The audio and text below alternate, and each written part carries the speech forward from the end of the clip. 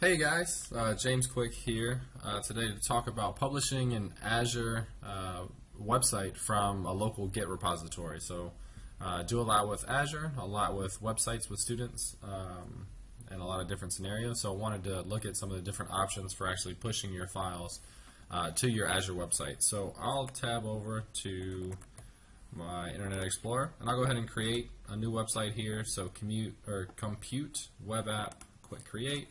I'll call it JQQ test, and this is going to go in the East Region app service plan that I've already created before. Click the checkbox here, and it's going to say creating, so I'll let that, it'll take maybe 30 seconds. Actually, nope, it's running already. So if I click into my website here, I can go to my dashboard and a couple of different things. So first off, we want to show in Visual Studio Code, and this is a new editor from Microsoft, just released in the last month or so. It's kind of a lightweight editor in comparison to Sublime or Notepad++ or something like that. So I've got a really simple jQuery mobile website here. This is actually just the beginner one that I copied and pasted from W3 schools. So not really much content, just kind of a dummy website. I've got it saved as index.html in a JQuick 223 folder on my desktop, and this has actually already been committed as a Git repository. So if we check the command prompt and do a git status on this folder, we'll see that it's already been committed. It's a working directory and it's clean. So this video is assuming that you've already got a commit done to your local Git repo. So after you've done that, if you scroll down in this first page here for your website, you'll see a button here for Setup Deployment from Source Control. We're going to go ahead and click that. And you get all these different options. We'll start with a local Git repository, and then I'll do a follow-up video with using GitHub as well. So we'll do local Git here. We'll do the next tab. This will take a couple seconds. And what it's going to do is basically going to create a Git repository that it's going to host, and that's going to be where our files go. So it says your Git repository is ready. Here's the URL. So they have step-by-step here how to commit and push files to the Azure repository.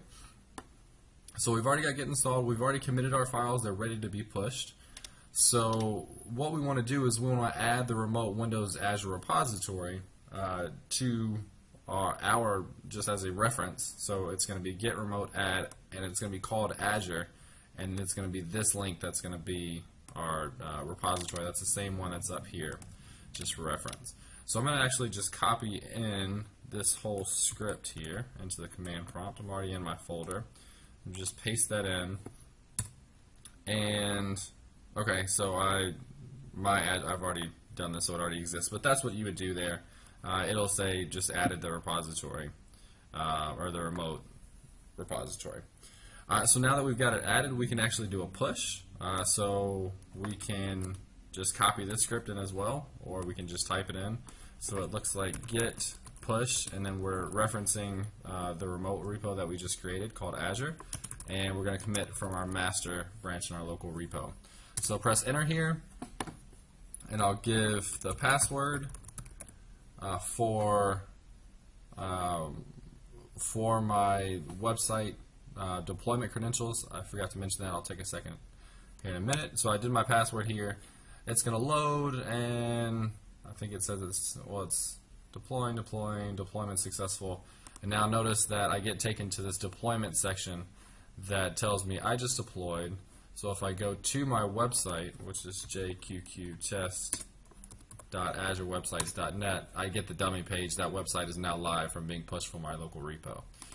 So the deployment credentials, that password that I entered, if I go back to this cloud button and scroll down, notice that I've got somewhere reset your deployment credentials. So if you hadn't already created deployment credentials and it's just username and password, you could come here under the Publish Your App.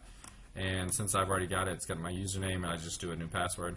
Or from the dashboard, there is a link before you have them created to create your deployment credentials also. So one step I kind of glossed over, but again, simple, creating a username or password. So that's it, right? So we had the local repo. We created an Azure website. We created a remote repo that we could push to from our local Git repo. And we did that, and they gave us those scripts that we could use that were pretty straightforward. So that's all it takes, and stay tuned. The next part will be using GitHub to do the same thing. So we'll take a look in a minute. Hey everybody, back here for another video on publishing an Azure website, and this time it's going to be from GitHub, not just a local Git repository. So again, in our previous about a 5-minute video, we created an Azure website and then published our our files from our local GitHub repo to that website to make it live. Again, a really simple website, and we'll take a look here in a second. So I'm in Visual Studio Code here. This is the new IDE released by Microsoft in the last month or so. It's not a fully full-fledged IDE like Visual Studio is. This is more of a lightweight kind of text editor. This is basically just a simple website. This is the first demo that they give in W3 schools for the tutorial on jQuery Mobile. We're not focused on the code here. The code can be whatever you want. But this is the dummy website. It's saved as index.html inside of a Git repo called JQQ test. So that's what we're going to work with. So I'm going to go, and this has already been committed locally and ready to go. So I'm going to go out to GitHub here, and under GitHub I'm going to create a repo, JQQ test. This is a simple test for GitHub and Azure. I'm going to make it public and then go ahead and create this repository.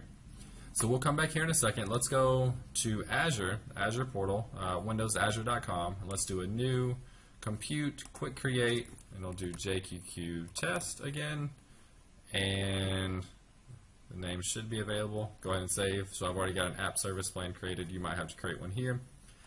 Create the web app. It'll take a few seconds to load. Once it does, the website, and there it is. If I open the website in a new tab, it's just got this, should have just a dummy page that shows just that your website has been created, basically.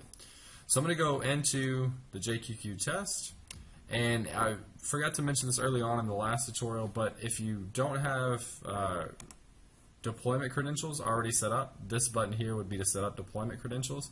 It's basically just a username and password that you can use to authenticate yourself to be able to push files to your website.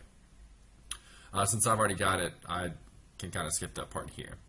But I can scroll down and go to integrate source control, and I can go from a local, or nope, not local, GitHub repository, and click next.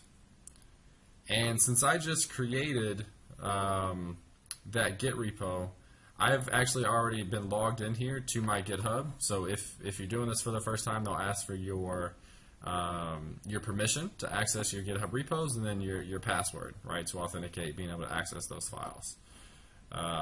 So that was a pop-up from a different video that I created.